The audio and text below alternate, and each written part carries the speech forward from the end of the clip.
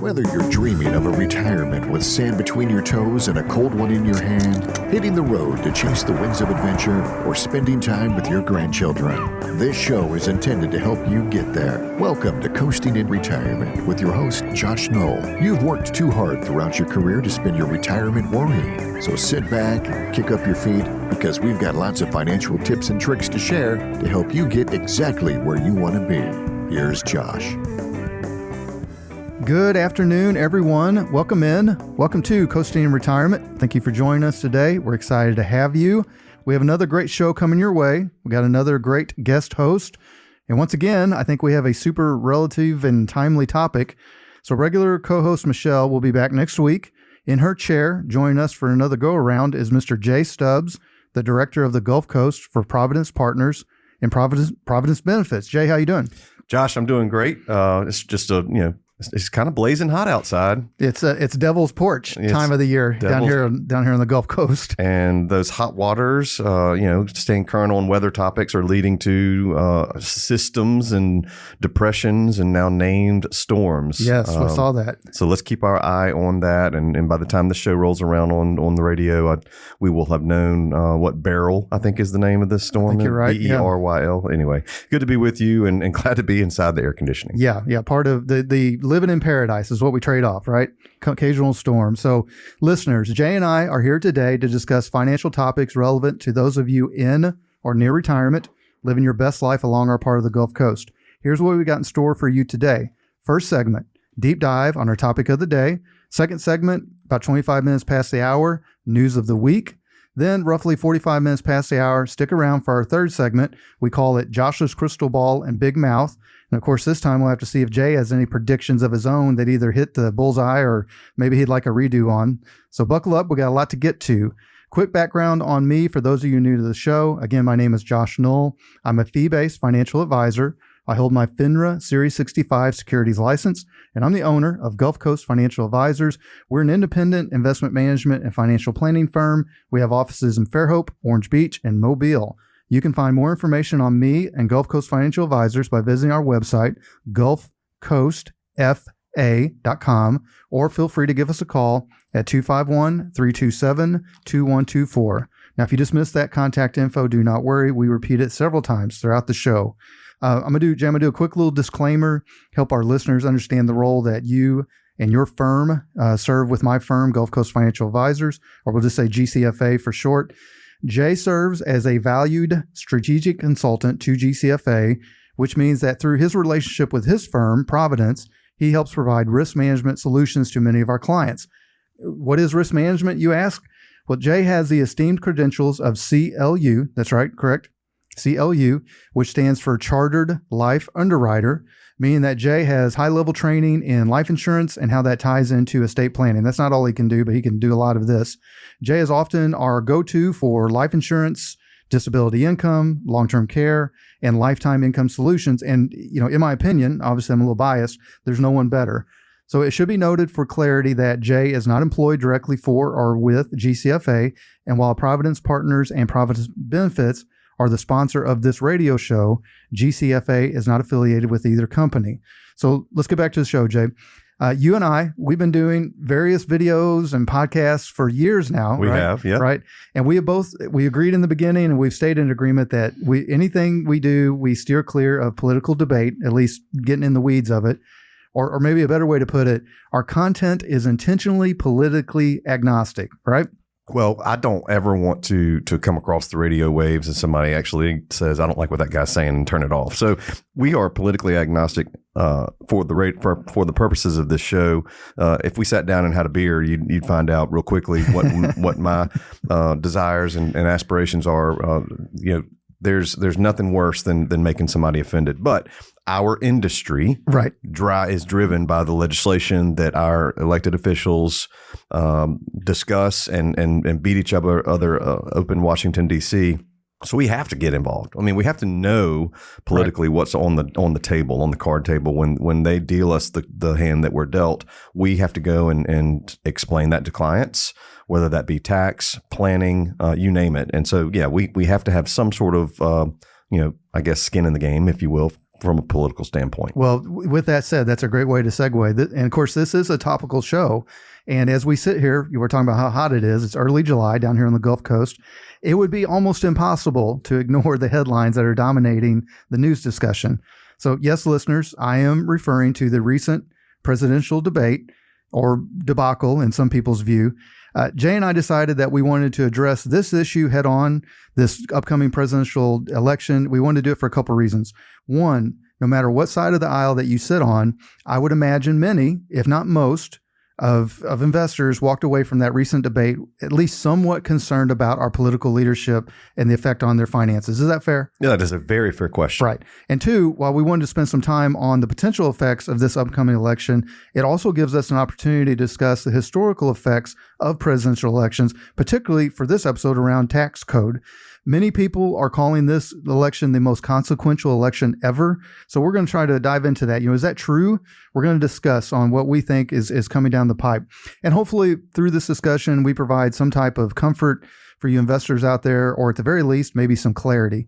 So first, Jay, I don't want to spend a whole lot of time on it, but what was and I've got some opinions. What was your takeaway from this recent debate? As I thought Biden, just by looking and listening to him over the last couple of years, seeing different clips, ignoring the media, but really just watching him on C-SPAN and what have you, I really thought that he's been acting the same way he's always been acting, which is a little incoherent, a little slow to the jab, so to speak. Maybe had some tones of anger, and then obviously had some points of confusion. So, I'm, with all due respect to the leader of the free world, which is the president of the United States, no matter who it is, respect to Biden and his age and his service. Certainly can appreciate that through the years, having been a long time senator, and then getting into the fray when vice president under Obama. But now as president, you can just tell that he is aging. And, it's no secret. Every single one of us age. Right. We all age a little different. I mean, yeah. And so I thought that was telling and apparent. And then, we've been listening and watching Trump now for a decade. Right. And we know he's brash. We know he is going to be quick with the jab. Right. There was not one question that I think got asked that he actually answered it directly without going back and saying, let me talk about something just pivoting is what it's called. And he's really good at it. He would go back to the previous topic from the previous question. And that just irritated me. But here's the deal. I don't know that, are either of them right for this country? Who knows? Are we kind of stuck where we are right now because of the party system that we're in, Republican and Democratic parties? We're kind of stuck with these two until somebody else rises from the ashes of the turmoil that the political environment has been created, and we'll see what we get. Now, there's apparently going to be another debate. Really? I hadn't heard that. The Biden camp is coming out saying, yeah, we want to do another debate. Everybody's now is kind of saying, hey, maybe we'll just insert a new candidate. Well, that's not the way democracy works. The Biden ticket, he's on the ticket. He's on the ticket in all the states around the union just through the whole primary. The delegation process. I don't think somebody's going to be able to delete Biden and insert, XYZ candidate for the Only he can do that at this point is what I understand. I'm not sure if he's willing. Yeah. So anyway, let's not get into the weeds too much. However, the debate was kind of a mess. It was alarming, sad, a little bit sad for the aging of our current president, and a little bit sad for the fact that Trump just he didn't let up, and he just wants to keep on firing. I did find it funny though that they talked about handicaps in golf. I was going to ask you that. That was pretty funny how they sparred over the handicap, and Trump saying, "No, I've seen your swing, Joe. Your swing. You're no 6 handicap." Listen, I thought that was funny for an internationally viewed debate, and they're talking about golf handicaps. Well, if he's a 6 handicap, you're going to be competing for the Open here soon. That's right. Well, I think the president of the United States needs to be a mandatory 10 or less. There you go. I like it. Let's put it in the Constitution. Well, so let's do this. All jokes aside, let's focus on the short term. Let's start with this, Jay. Short term consequences of this election. Particularly, we want to, this is not a political show, but we, like Jay said, we have to recognize the current political environment, particularly as it applies to those of you in or near retirement. So what I'm going to do, we're going to put speculation to the side for a moment, and we're going to discuss something tangible and real. And it was brought up in the debate. The expiration of what is technically called the Tax Cuts and Jobs Act of 2017, but it's what well known as the Trump tax cut, right? Let's make a quick note. Now, like Jay said, us bringing up this topic, it doesn't necessarily mean that we believe that if Trump is reelected, that this tax cut will automatically be extended. That's up to Congress.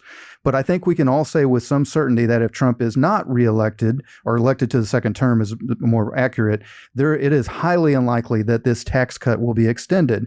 So with that, I want to focus on two primary parts of that act that really apply right now. There is some urgency around this, again, particularly for those of you in or near retirement, or even you business owners, mature business owners. Those two things of this act are the ordinary income marginal tax rates and the estate tax rates, okay? Now, let's be clear. We are not tax professionals. Correct. Thank you. But Josh, our industry forces us to be in the know on these current legislation for taxes and what is going to happen to taxes. And we know for a fact right now that this Tax Cuts and Jobs Act will sunset December 31st of 2025. Right. So a year and a half from now. That means on January 1st, 2026, things go back to the way they were, specifically on the estate tax side. Well, let's start with the estate tax then. So the estate tax, it's technically again called the estate tax exception. But again, it's more commonly known by the death exemption. Pardon. Thank you. It's more commonly known by the death tax, right? It's called a death tax. And here, let me do this, Jay. I'll set the stage. For 2024, the inflation adjusted estate tax exemption, thank you for correction, is $13.61 million for individuals and $27.22 million for married couples. That means the value of your estate, if you're a married couple, for the first $27.22 million of it, you are exempt from the estate tax. Got it? So we take our total estate value that's held in our name jointly if we're married. We add all of that up, inclusive of our business owner interest, inclusive of our real estate, inclusive of every dollar and dime that we own. And we didn't have some very simple math. Now, it's not simple math when it comes to filing, but it is simple math. If I've got an estate worth X, I have an exemption if I'm a married couple for that $22 million. $27 million. 27, sorry, That's 27. Right. Yeah. Now, estimates like here's the estimate. Here's why we're bringing it up. Jay said that the Tax Act sunsets December 31st, 2025. After that date, January 1st, 2026, under current estimates, those exemptions will be cut down roughly by half, right? Now, half of 27 million is still a big number, but 13.6, isn't it? 13.6, but the amount of people affected by this will increase dramatically. Plus, Jay, as you and I have discussed many times in the past on our various podcast shows, one doesn't have to look very far in the past when the estate planning or the estate tax exemption was $2 million. Or $1 million, or heck, I don't know if you remember this, Jay. We talked about it before. $650,000 at the turn of the century was the estate tax exemption, right? That's right. And listen, folks, $650,000 is still a lot of money to most people, but for somebody that's done a good job of building their estate over the years, they've blown past that. Heck, down here in the Gulf Coast, that might be the value of their house alone, right? That's right. So, Jay, what are your thoughts on how, with it sunsetting, we're assuming that one way or the other, current law, because it's when it got passed, it was considered a very significant achievement of the Trump administration, right? And he had a Congress that was Republican. Those two things may not come into play, and even if they do, it'd still be very difficult to extend this. So what do you think? How will this impact inheritances, and what do you think investors should be considering around the death tax? Well, I'll answer your questions, but I will start on the radio show that predicting what's going to happen in legislation with respect to tax is kind of like predicting the weather down here in the summertime. The weatherman says we have a 100% chance of rain and it might not rain a drop. Right. And then we get a 15% chance of rain and our whole plans in the afternoon are canceled because we can't go outside because it's thunderstorming all day. So predicting what's going to happen, we have a year and a half. We know for a fact that it is going to sunset. If it sunsets without any action taken by Congress, and that means through this next presidential election and through congressional elections. I think we would have 2 of them. If no action is taken and the sunset occurs, then we can see a significant amount of wealth deteriorate without proper planning for those that are that have a large estate value. And when you do the exemption math, granted, it's currently pretty large, the exemption at $27 million. But when you start cutting that in half for a married couple, and even cut that in half again for single people, meaning not married or widows, then when we do the math, it could be a significant erosion of the wealth they have created. Very good. And there are ways to protect that wealth. There are ways that we can do strategies with estate planning documentation today, different types of trusts. We won't get into the weeds on the different types of trusts. But if you're doing the math and you're thinking, okay, effective January 1, 2026, if I have an estate worth $20 million, let's just use a nice round number, and we deduct the exemption that it's going to sunset to after adjustment for inflation, and that's 13.6. We'll have roughly a $7 or $6.5 million estate value that will then go through a tax rate. Current tax rate is 40%. So we would take 40% of that $6.5 $1 million of estate tax value, again, after the exemption, and we would have roughly a $2.5 to $3 million estate tax due. And if you go and look this up, the federal government and the IRS want that estate tax in cash right. 9 months after the date of death. Right. 9 months. They don't take IOUs. They don't take land. They don't take condos at the beach. They take cash without any kind of extensions filed 9 months after the date of death. So if you're hearing this and you know, okay, well, we're not in any trouble today. We could be if we are down the road, then you need to start having conversations with your attorneys and your financial advisors as soon as possible. Well, especially if a lot of your wealth is tied up in illiquid assets. Like you were saying, that the IRS expects to be paid in cash, right? So sometimes you'll see, again, especially in the past when the exemption amount was lower, you'll see the somewhat forced sale of illiquid assets, businesses, real estate, things like that to satisfy that estate tax, right? That's right. So, all right, so let's pivot now to something that has a little bit more broad effect, if you will. That'll be marginal tax rates. Now, for those of you all that don't pay a whole lot of attention to your taxes, the percentage that you pay on income increases the higher the income goes up. Now, I don't have the tax code in front of me, Jane. I don't want to lose our listeners here reciting it, but basically you'll start out usually in a 10 to 12% range on some base income, and then as you get higher, the additional income above those brackets the percentage of marginal rate goes higher and higher.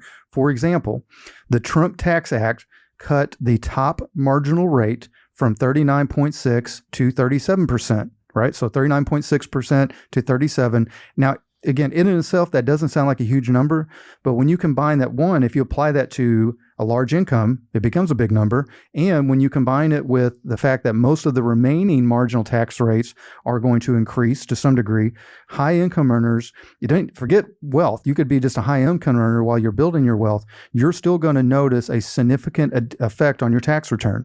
Now, especially those of you that are entering near retirement, let's say you get a great job of saving for retirement, but most of your wealth is tied up in pre-tax accounts, 401ks, IRAs, right? Your withdrawals are now going to be hit with higher taxes, period, provided that it sunsets.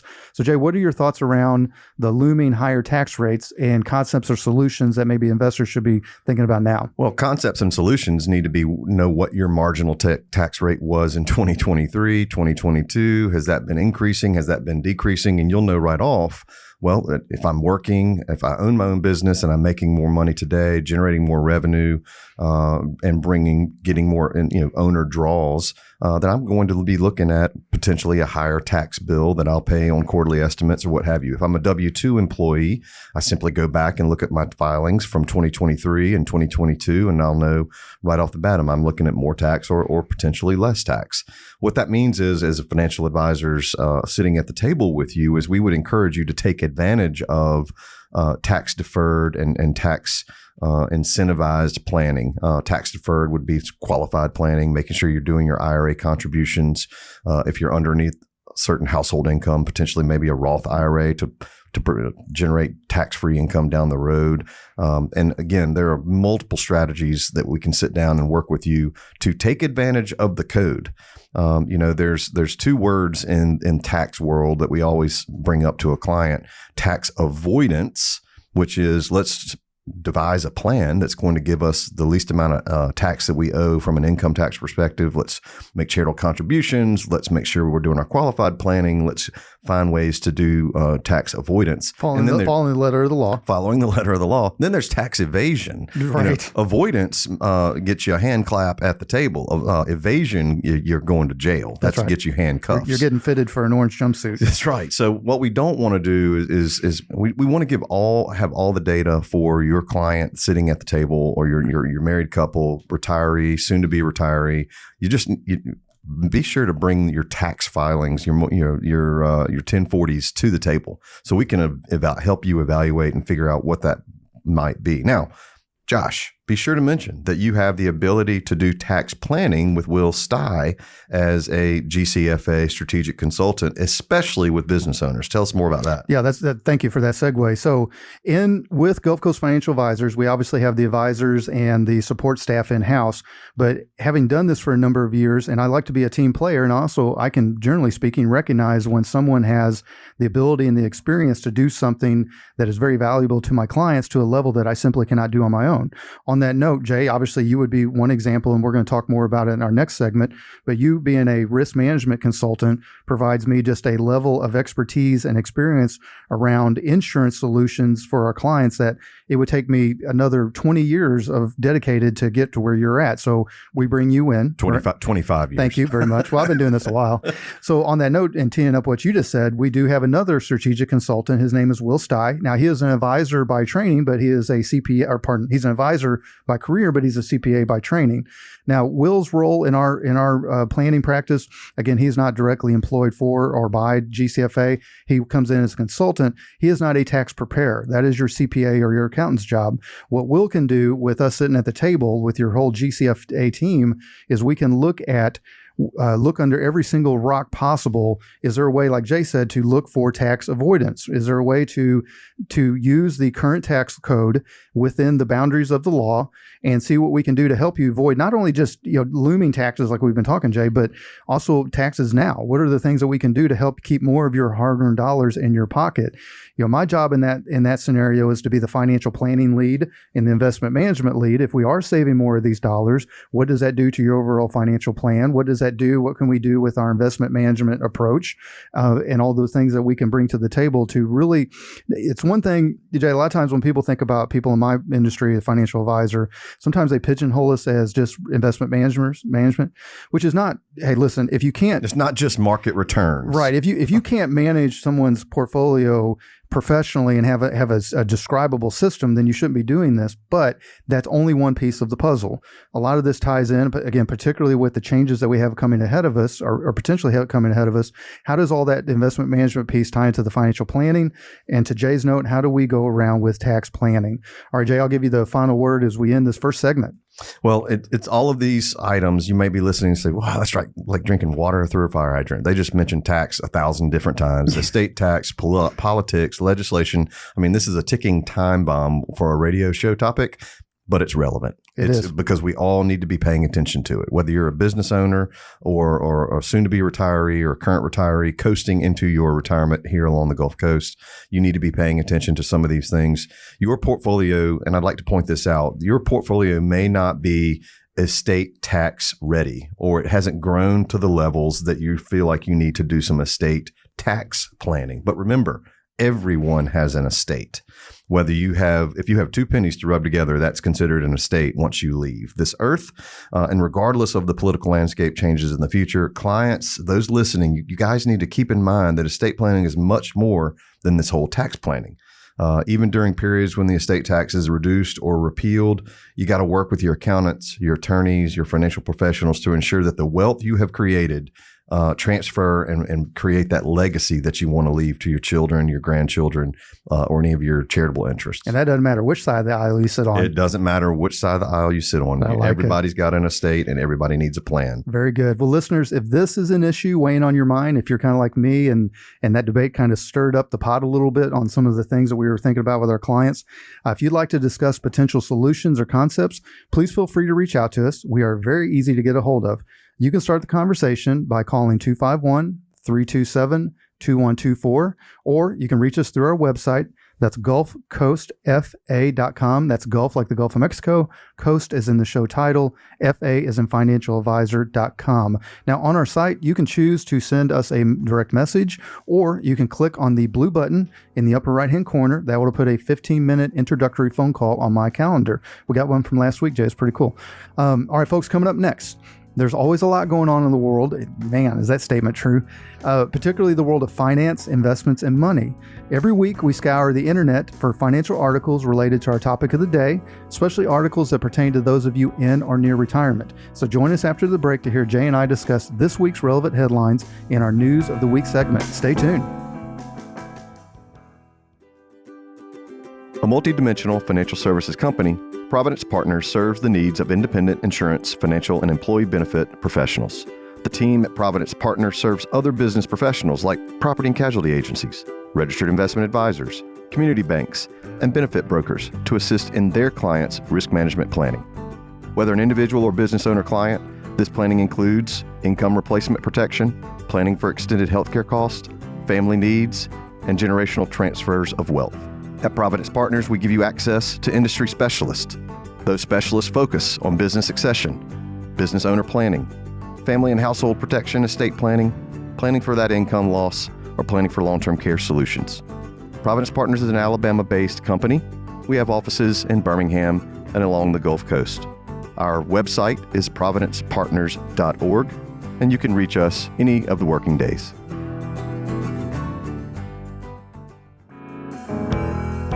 Welcome back to Coasting in Retirement. Your host, Josh Knoll here. So as we discussed before the break, every week we scour the internet for financial articles related to our topic of the day, especially articles that pertain to those of you in or near retirement. Our job, or at least we think it is to help you all understand how these headlines impact you, especially when it comes to your money. Also, a quick note, I'm adding this, Jay, is we try to get, we can never verify the absolute veracity of the source material that we use, but we try to go to reputable sites, right? Absolutely. Yeah. And also, furthermore, folks, whatever it's worth, we put the article links on our show transcript. We put it on the website, gulfcoastfa.com, under the podcast tab. It goes on the Monday after the show airs on Sunday. And the reason I'm mentioning that is we also try to find sites that aren't paywalled, because, I understand why some, like Bloomberg, I get it's paywalled, but it can be a little aggravating when you go to click the link and you have to subscribe, right? So we don't want to have to make you come out of pocket right in order to read something that we maybe have access to just because of our profession. Now, who knows? 3 years from now, it may all be paywalled or sooner, but for now, we try to do stuff that's not paywalled. So, Jay, Michelle usually reads the headlines, but of course, I get to take her place this week. So without further ado, here's the news of the week.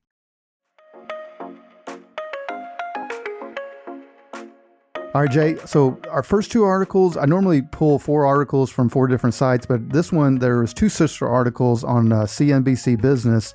And I wanted to tackle both of them for our first 2 headlines. And I'm bringing them both up because they absolutely tie together. The first article is titled, Trump Tax Breaks Are Set to Expire After 2025, something we just discussed in the opening. Here's what advisors are telling their clients. So this article goes into more detail around what we talked about, again, in the opening segment with future marginal tax rates. It gives a kind of little compare and contrast. And it also, thankfully, presents a couple solutions. One idea it mentions involves retirees considering accelerating their current income through increased withdrawals, which from a functional standpoint typically doesn't involve much work on the investor's part. They just let their advisor or their custodian know they want a higher distribution from their pre-tax accounts. But it's really the second solution I want to discuss in more detail with you, Jay. It's something we've talked about on this show before and on Every Dollar Counts, our other podcast, and that is for investors to consider a Roth conversion now while tax rates are lower, or their income potentially is lower as they're easing into retirement or in retirement. But I must say, if history tells us anything, there's a chance that this might be the lowest tax rates we see for a while. Back to your prediction thing, who knows, right? But if you look at historical averages, it doesn't look great. Now, Jay, I've done Roth conversions in the past. I know you have too. And I always approach them with a lot of due diligence and caution. So I'll ask you, what's been your experience and what's your opinion on the possible solution of doing Roth conversions? Let's talk about that a little bit. Yeah, so Roth conversions aren't just a make a decision in the morning and you get it done that afternoon. If you are going to make this decision, you have to have all of your data, all of your financial information at the table before you move forward. So if somebody has recommended that you do a Roth conversion, that same person or team had better done the evaluation to make sure it was a right strategy for you. It takes into consideration your current asset position, both qualified and non-qualified. And again, we're trying to do a Roth conversion because a Roth IRA generates tax-free income when we start to pull that retirement chain. But if you do a conversion today, there are going to be tax implications today or in that calendar year that you execute the conversion. If you've had a great year in income, whether you're a business owner with significant draws or you're a W-2 employee with significant bonuses, or you've done gangbusters in the market. We've got market returns that are double digits in the S&P. We have growth that has occurred, and you want to make sure that in the calendar year, say for instance 2024, if you try to do a Roth conversion this year, you might say, oh gosh, I've just created a significant amount of, it may push us to a next bracket. You just want to be sure that all the data is on the table before you do that. And thankfully, you've got a strategic consultant in Will Stye to say, is this a good fit for this client or this couple or not? And again, we want to do it, or we want to consider doing it because it's going to give us that tax-free income from the Roth. There are rules and ramifications to Roth IRA planning as it stands today. If you want to make a contribution to a Roth, you can't do that if your household income is in excess. I believe it's $200,000 or $215,000, somewhere in that range. Yeah. But if you make more than a couple $100,000, a Roth contribution is off the table for you today, correct. 2024. But a regular listener who says, "Well, our income's greater than that. How do I do this Roth conversion?" You can start exploring it. That's when you need to sit down and have a conversation with the advisors. But again, all the data needs to be on the table before you make any decisions. Well, because the Roth conversion is it's going to take into account your current income and assets, like Jay was saying, but it doesn't have the same contribution limit that you would see from an annual contribution limit on a Roth IRA, which I believe is $6,500 or $1,000 catch up for 2024. Also, too, Jay, on that note, we definitely on Roth conversions, we are going to work hand in hand with your CPA. If you don't have a CPA, we're going to find one because you're going to know exactly what you're getting into. Jay kind of alluded to it. It's not something you just knee jerk and do. And if I've cautioned you listeners many times, always be careful of the people out there that are the hammer in search of the nail sales process.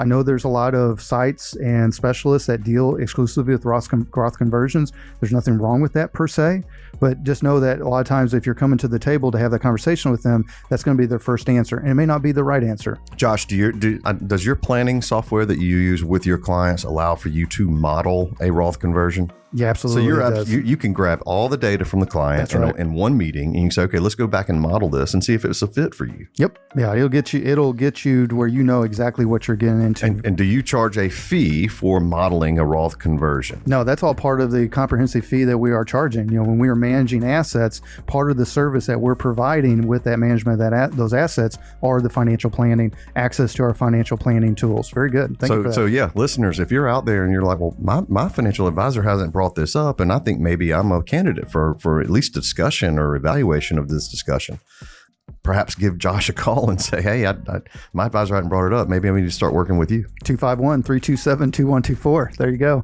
All right, Jay, next up, again, I mentioned earlier, we're going to do two from CNBC. This one is titled, "This is the biggest year-end tax issue for high net worth clients." And as I mentioned previously, it goes into more detail about the estate tax exemption. This article also, just like the other CNBC article, it does present a couple solutions for those of you that may be impacted by the lower estate tax exemption. So one of them is removing assets from your estate via lifetime gifts to your beneficiaries. which, to be honest with you all, may or may not be realistic for a lot of you in or near retirement. Not that you don't want to leave a legacy. It just that legacy may need to wait until you leave this earth. The other solution is one that I want to discuss with you in more detail, Jay. It involves using a trust to help with estate planning.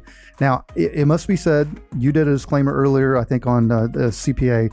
Jay, you and I, neither of us are estate planning attorneys, right? One must be an estate planning attorney or an attorney involved in the formation of the documents needed to form a valid trust. However, you and I both work hand in hand with estate planning attorneys and clients to help them plan the best distribution of their assets. So we're going to talk a little bit more specific on the next headline about a certain trust, but I just want your broad opinion on some of the things people can be looking at now. Again, we're less than 18 months before the tax cuts come into play and the potential lower estate tax exemption. What are your thoughts? So if a husband and wife's total net worth or estate value is putting them to an estate tax calculation and something is going to be due upon the second death, again, 9 months after the second death, and that's going to be due in cash. Well, there are strategies that we can use that are irrevocable trusts. One specifically is the Irrevocable Life Insurance Trust. Its acronym is ILIT or ILIT. That is a document that will be crafted or drafted by your attorney. And again, if you don't have an estate planning attorney, between Josh and I, we know dozens, and many of them are members of the Estate Planning Council of Mobile, which is a predominant Baldwin County, Mobile County type of advisors. These folks will draft a document. Once a irrevocable trust is established, it then will file for a tax ID number. It'll get its own little tax ID number. And then whatever you put in that trust is considered removed from the estate. Now, I'm simplifying it, right? But whatever I put in that trust is going to be removed from the estate. That trust can own things specific. An ILIT owns life insurance. So if I own life insurance policy currently, that death benefit amount is included in my estate, Josh. Let me repeat. If I individually own a life insurance policy, hypothetically for $5 million, and my estate is totaled in assets and land and business interests at $10 million, I have to add, if I own that policy outright, I have to add that 5 to the 10, and now I'm at $15 million. People don't realize that sometimes. No, they don't. They always view it, and for the most part, life insurance paid out directly is a tax-free benefit. And what people usually assimilate with that is, oh, tax-free. I don't have to pay taxes on that. Well, yes, the tax individually owned, the life insurance policy value or face value is included in an individual's estate, and that would be subject to estate tax if it drives the value of that estate to estate tax levels.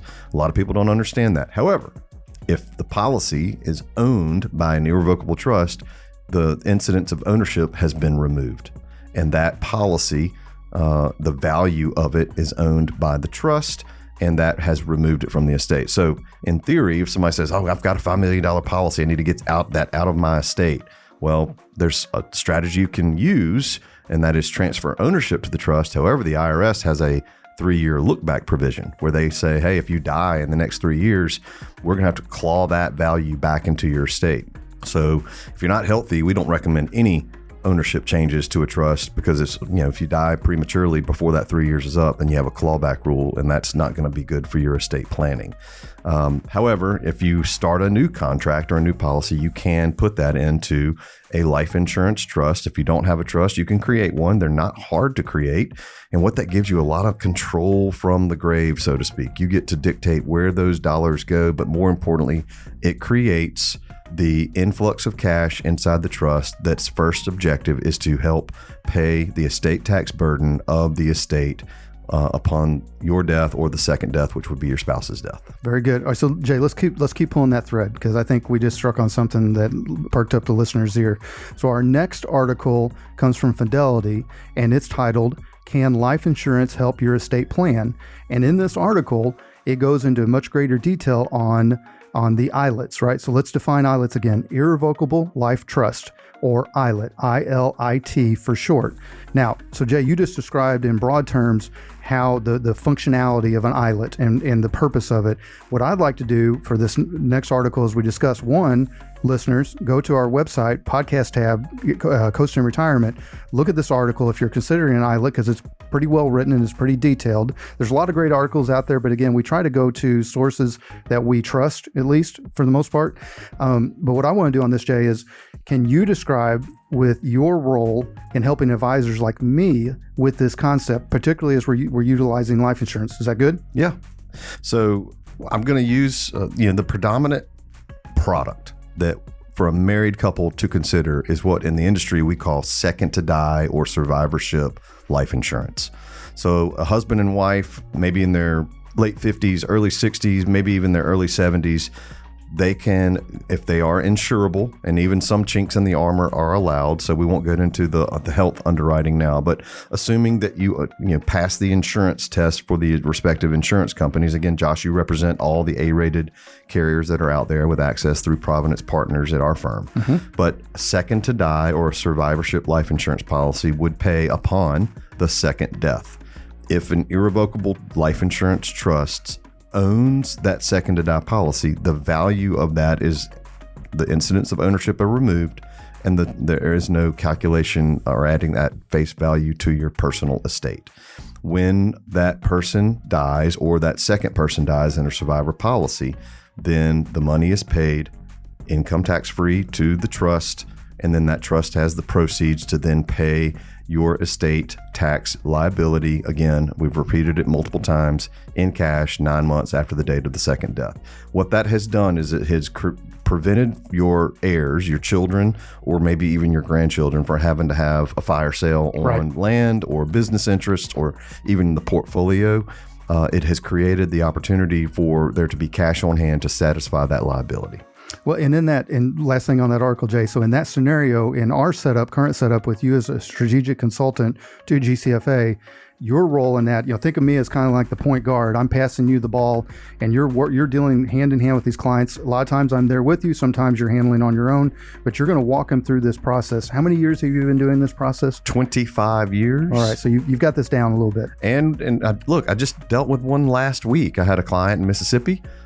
They called and said, hey, we want to make sure that our premium, it was a brother who happens to be the trustee of the irrevocable trust for his brother and their wife. And they wanted to make sure that the premium was received in a timely manner to XYZ company so that policy maintained intact or stayed in force. Because that's a significant component of his brother and his sister-in-law's estate plan. Now, you don't have to have an attorney as your trustee, or you don't have to have a bank as your trustee, although they are good. They are fantastic when it comes to the resources, but sometimes there are fees associated with that. If you've got very well-versed, financially intelligent, good friends, but really important family members, brothers, sisters. Maybe they're in the business of CPA or attorney or what have you. They can be trustees of a life insurance trust. So I don't want to get into too much of the weeds. Just know that it is a very effective estate planning technique for a high valued estate, especially a couple, to consider if they are insurable, instituting a life insurance policy inside of a life insurance trust, because that removes the incidence of ownership to help us offset our tax liability at some point down the road. And guess what? If there are no estate taxes, that individual or those kids who are beneficiaries of the trust, they're just going to have more legacy left to them. That's right. All right, last article for today, Jay. So we've discussed a lot of tax issues for investors to consider, particularly the use of trust and strategies to maybe mitigate the tax burden now, or get ahead of potentially higher tax burdens if the Trump tax cut expires as intended at the end of 2025. So let's pivot to something coming very soon. And I would wager something on the mind of many investors and many voters. What does this election, or any election for that matter, mean for our listeners' investments? So Forbes has an article titled, "How Do Elections Affect the Stock Market?" So, Jay, my main takeaway from this article, and something I find fascinating, is that both stocks and bonds tend to perform worse in presidential election years than in non-election years. It's about 2 percentage points for both categories. Now, there's not much an investor can do about this broad macroeconomic fact. However, this article gives a couple of solid solutions for investors to navigate this upcoming election and future elections, including looking at diversifying their portfolio, maybe looking at dollar cost averaging, and good advice for almost every investor for the most part is looking long term. What was your takeaway from this Forbes article? Well, the first thing I would consider is we're halfway into the year 2024, and I'd go pull up the end of June report of what did the first 6 months look like for the market and the equity returns. And I've got the printout here. Anybody can go look these up. These are averages. You can go to Google Yahoo Finance or Google them yourself. The S&P 500 year to date is up 15.29%. The NASDAQ has done a little bit better at 18.57%. And then the Dow is up just under 5 at 4.79%. So year to date, the indices that we all see scrolling across the ticker, if we happen to be watching the TV or listening to the radio and driving down the road and we hear these figures, the market has done pretty decent year to date and calendar year 2024. And what's been driving all of that is this whole artificial intelligence, NVIDIA, and our big tech companies. So it's not surprising that information technology companies are driving that growth and communication services are driving that growth. Also, energy is a big part of it. I would consider, sitting down with somebody and saying, okay, have we done pretty good this year? If we have, maybe, just maybe, our situation says that we take some chips off the table. Maybe. I don't know if that is important for you or not. Maybe you want to take a little bit more risk and say, I want to see what happens. But we do have an election that's going to come up in November. Some people have already kind of priced in one candidate's going to do better than the other, unless there's something that significant happens in between now and election time frame, which, crazier things have happened. Look at COVID year and all that kind of stuff. So I want to sit down and say, how have we performed the first 6 months?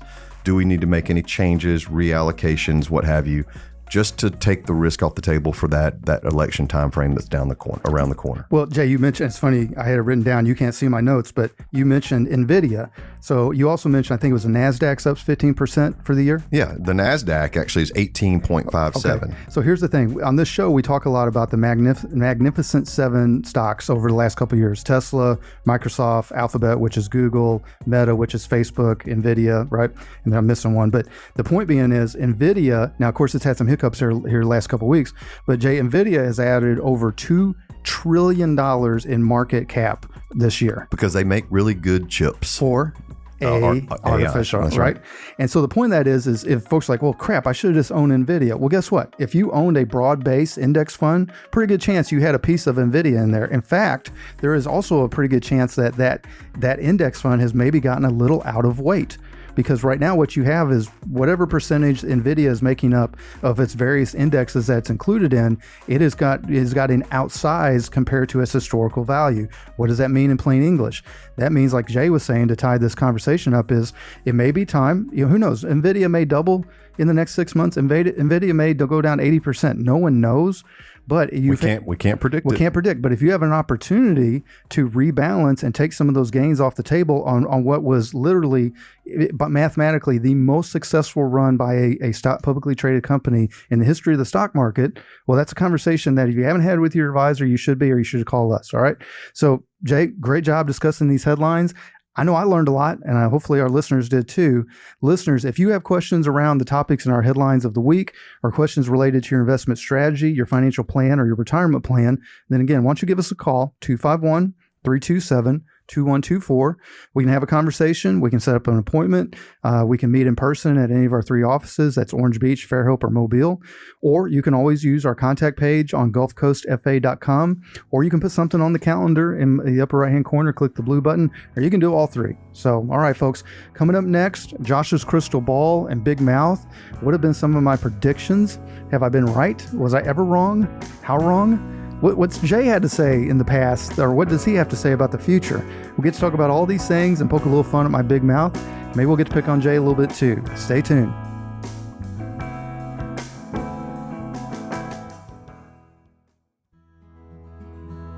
Whether it's building a business from scratch with your own 2 hands and wanting to maximize the financial impact of those sacrifices, or growing a great nest egg by being a dedicated and reliable worker for years, or choosing to live a life well within your means in order to accomplish a lifelong dream of retirement, the last thing you want is to go with the wrong financial advice after you've worked so hard to accumulate your assets.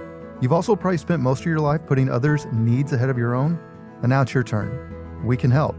Gulf Coast Financial Advisors is a locally owned, independent, fee-based financial planning, investment management, and tax planning practice. We have offices in Fairhope and Orange Beach. We serve all of Baldwin County and the Gulf Coast. We also have an easy-to-understand fee-for-service model with no sales quotas, no proprietary products. Our ultimate responsibility is to our clients' goals and dreams. You can reach us at 251-327-2124 or find us online at gulfcoastfa.com. That's GULF, like the Gulf of Mexico, Coast, FA as in financialadvisor.com.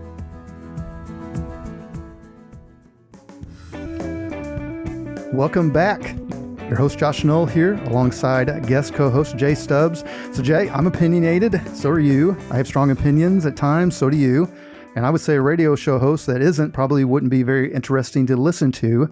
And of course, we are both paid in our respective professions to offer professional guidance and opinions to our clients.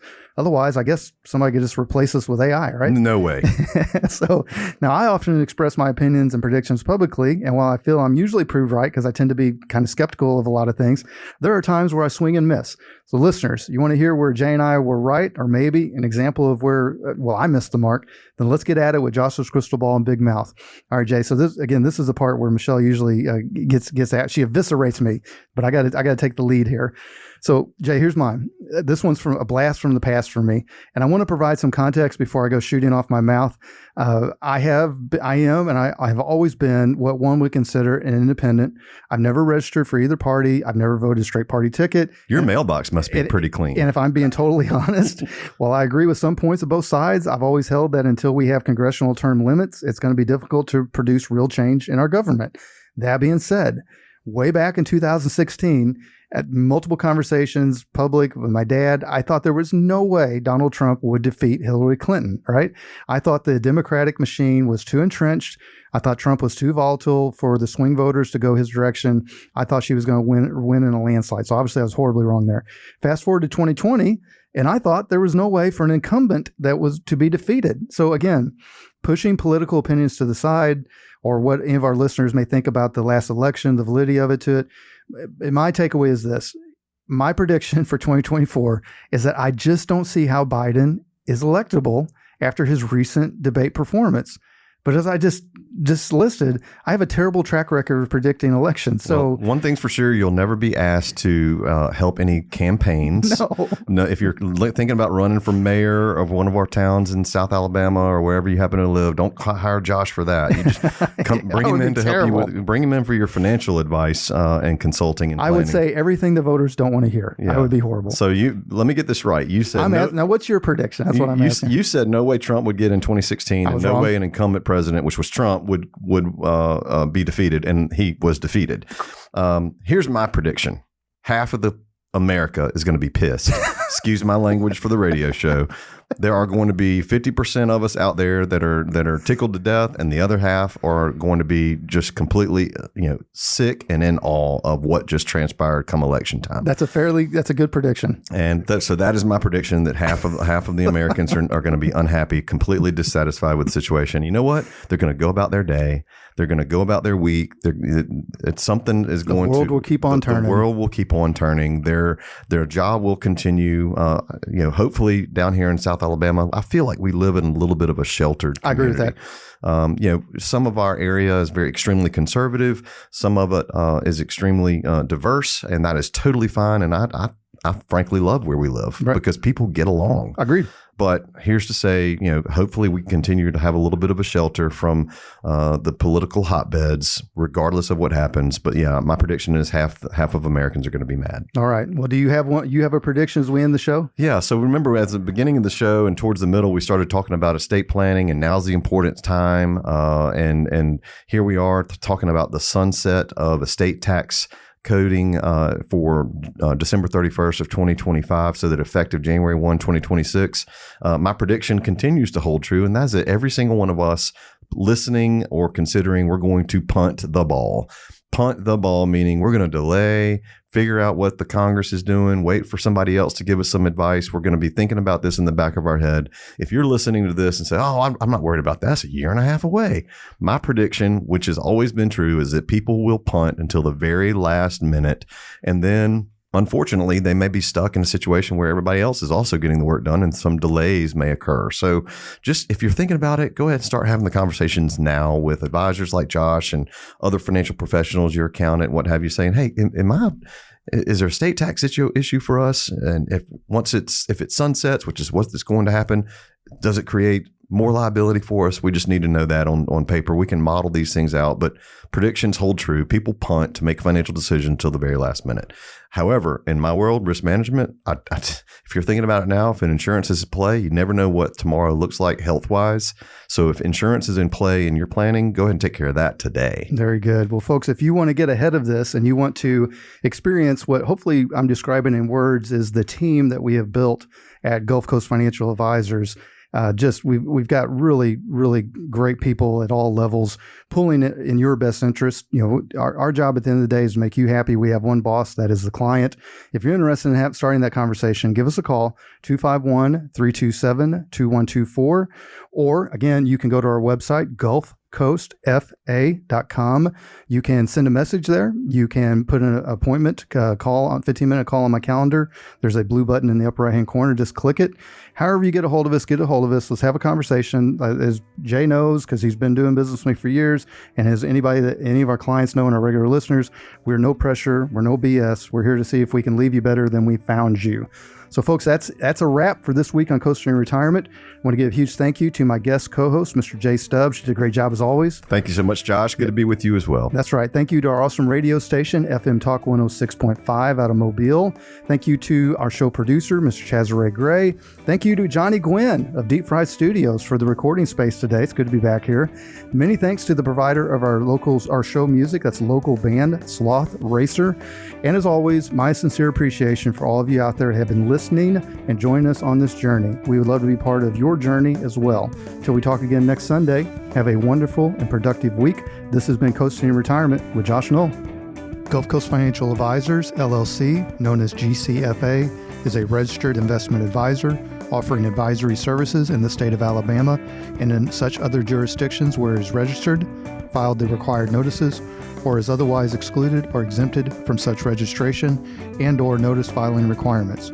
Registration does not indicate or imply that GCFA has attained a particular level of skill or ability, nor does it constitute an endorsement of the firm by the Securities and Exchange Commission, the SEC, or any other state securities regulator. The Coasting and Retirement radio program serves mainly to disseminate general information, including those pertaining to GCFA's advisory services, together with access to additional investment-related information, publications, materials, and links. The publication of this radio show should not be construed by any client and/or prospective client as GCFA's solicitation to effect or attempt to effect transactions in securities, nor should be interpreted as GCFA providing personalized investment advice or any type of professional advice for compensation wherever this program is broadcast. Any subsequent direct communication by GCFA with a prospective client will be conducted by a representative that is either registered or qualifies for an exemption or exclusion from registration in the state where the prospective client resides. Certain information, news stories, headlines, data, charts, graphs, figures, or statistics presented on this radio program may have been obtained from third-party sources that are believed to be generally reliable, but which GCFA may not have independently verified. GCFA does not and cannot guarantee the timeliness, accuracy, or reliability of any such third-party information and undertakes no obligation to update or correct any information that may become obsolete, unreliable, or inaccurate. This radio program also contains the opinions, views, and perspectives expressed by Josh Knoll and any other GCFA representative, which are solely their own and do not necessarily reflect the opinions, views, or perspectives of GCFA as a firm. Such personal views and opinions should not be construed as endorsements or professional advice from GCFA. GCFA makes no representation or warranty regarding the accuracy, completeness, or reliability of any information on this radio program and disclaims any liability for any direct or indirect loss or damage incurred from using or relying on such information. GCFA and Providence Partners are not affiliated, nor are any of their respective representatives.